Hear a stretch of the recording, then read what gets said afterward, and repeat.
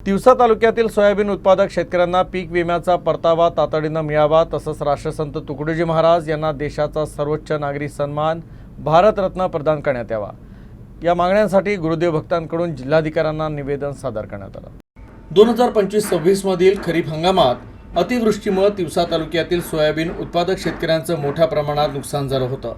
अनेक शेतकऱ्यांना पीक विम्याच्या मदतीपासून वंचित राहावं लागलं असून विमा कंपनीकडून अद्यापही कुठलाही परतावा मिळालेला नाही।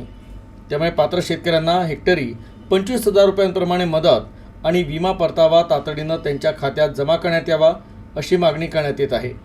सोबतच राष्ट्रसंत तुकडोजी महाराज यांच्या राष्ट्रनिर्माण, समाज प्रबोधन आणि स्वातंत्र्य चळवळीतील योगदानाचा गौरव करून त्यांना भारतरत्न पुरस्कारानं सन्मानित करावं, अशी मागणी निवेदनाद्वारे करण्यात आली।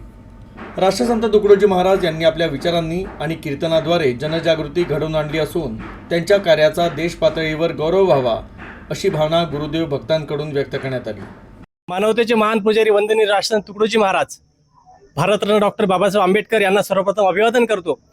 आम्ही गेल्या 1 महिन्यापूर्वी या ठिकाणी तालुका प्रशासनाला निवेदन दिलं होतं की राष्ट्रसंत तुकडोजी महाराजांना देशाचा सर्वोच्च नागरी पुरस्कार प्रदान करण्यात यावा आणि तिवसा तालुक्यातील जे सोयाबीन उत्पादक विमाधारक शेतकरी आहे त्यांना तातडीने विम्याचा परतावा देण्यात यावा। कारण विमा कंपनी एक प्रकारे शेतकऱ्याच्या तोंडाला पाणी पुसण्याचं काम या ठिकाणी करत आहे। हेक्टरी 300-400 रुपयाची मदत या ठिकाणी शेतकऱ्यांना दिली जातं, ही लाजिरवाणी बाब आहे। म्हणून आम्ही या ठिकाणी आज अन्नत्याग आंदोलन सर्व शेतकऱ्यांच्या वतीने आणि गुरुदेव भक्तांच्या वतीने पुकारलं होतं, परंतु पोलीस प्रशासन, तहसील महसूल प्रशासन आणि कृषी प्रशासन या सर्व तालुका प्रशासनाच्या विनंतीला या ठिकाणी आज मान देऊन आम्ही हे आंदोलन काही दिवसापुरतं तुर्तास हे स्थगित या ठिकाणी करत आहोत।